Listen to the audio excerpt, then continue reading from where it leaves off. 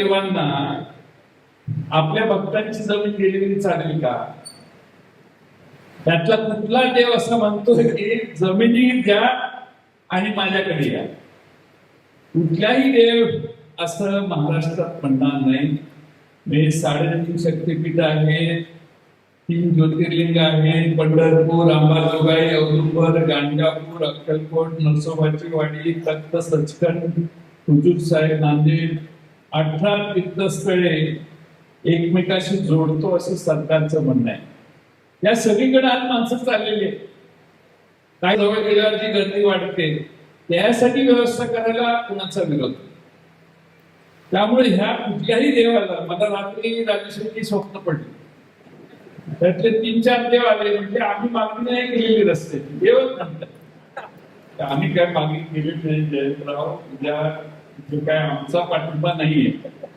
आता मला एक सांगा की ज्या देवदेवतांच्या दर्शनासाठी एकाही देवाला चालत नसेल,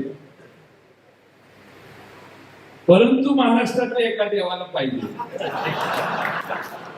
त्या देवाला आमची विनंती आहे, तुमच्या पाया पडतो, साष्टांग नमस्कार घालतो.